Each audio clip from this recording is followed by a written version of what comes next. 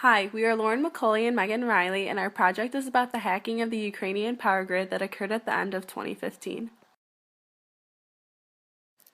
The Ukraine power outage started on December 23, 2015 and lasted 6 hours, affecting 230,000 people.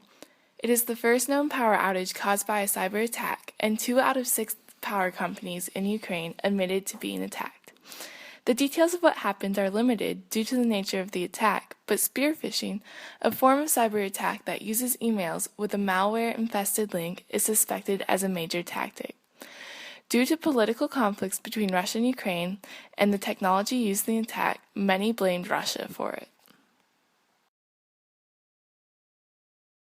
The attack actually began 6 months beforehand through spear phishing, in which an email containing a malicious Word document was sent to IT staff and system administrators at 3 out of the 24 regional power companies. When the workers clicked on the document, a pop-up displayed to enable the macros for WordDoc. If the macros were enabled, then a program called Black Energy 3 would infect the machines and give the hackers access to the corporate networks. Next, the hackers got into the Windows domain controllers to get the VPNs of some of the workers, which are used to log into the SCADA networks. This was done to gain control of the grid. Then, the hackers reconfigured the uninterruptible power supply, which provided backup power for a control center, leaving the operators without power. To ensure that the operators would not resend remote commands to reclose breakers after a power outage, the hackers wrote malicious firmware to replace the actual firmware on serial to Ethernet converters at over 12 substations. This was the first time anything like that was done. The attack occurred at 3:30 p.m. on December 23rd at one of the Western Ukraine control centers. Hackers entered the SCADA networks through the hijacked VPNs and sent commands to disable the UPS systems they had already reconfigured. Then they began to open breakers. But before they did that, they launched a telephone denial of service attack against customer call centers by flooding phone systems with fake calls from Moscow to prevent customers from calling in to report the outage. One of the operators watched his screen helplessly as the cursor moved on its own, opening the breakers and eventually taking 30 substations offline, leaving over 230,000 residents without power. This occurred at 2 of the other distribution centers, and eventually the hackers disabled the backup power supply for these centers, leaving the operators in the dark as well. The power went out for 6 hours, but systems were damaged for 2 months.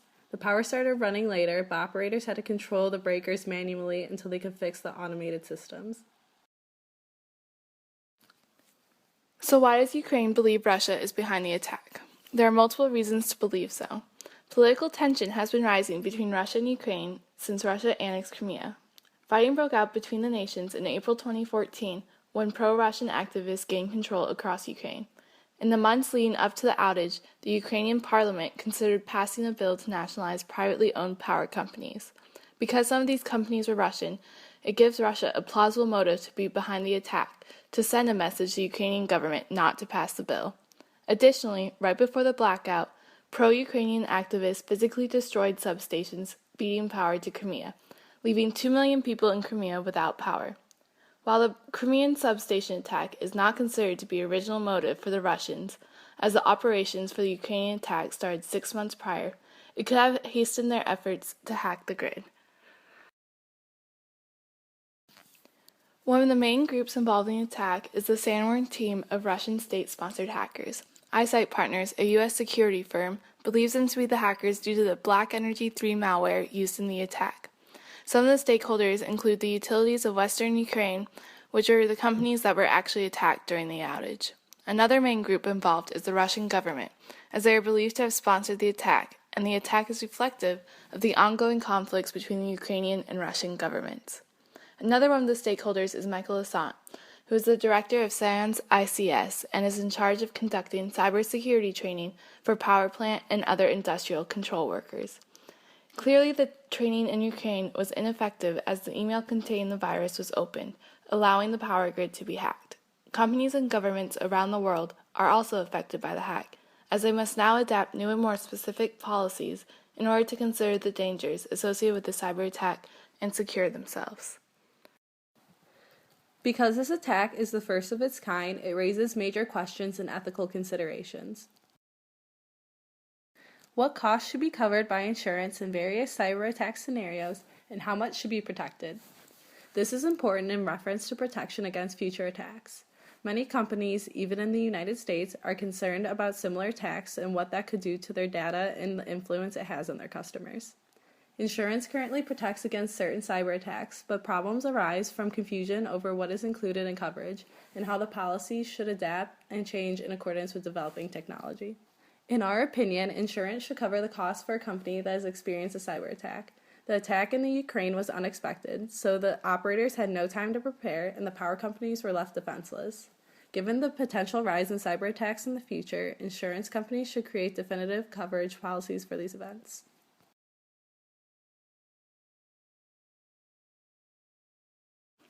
How solid is the attribution that Russia did it? Can Ukraine do anything to prove it was Russia? Based on the political situation between Ukraine and Russia and the black energy technology used during the attack, it is easy to place the blame on Russia. However, without firm evidence or a claim from Russia, it cannot be known for sure that Russia did it. Accusations such as this can lead to further political strains. When it comes to cyber attacks, it is often difficult to place blame, but someone must be responsible. Guilty parties should be punished, but wrongful accusations could be even more dangerous. There's not much Ukraine can do to prove Russia did it, except to continue the investigation as they are doing. The problem with cyber attacks is that there is little to no evidence left behind to study. How vulnerable are U.S. systems to similar attacks? After this attack, other countries have learned about the potential for cyber attacks and are on higher alert, so the U.S. should be more cautious of spear phishing and other types of hacking. Technologically, while the American grid has some impressive resilience features, many of the individual components are fragile.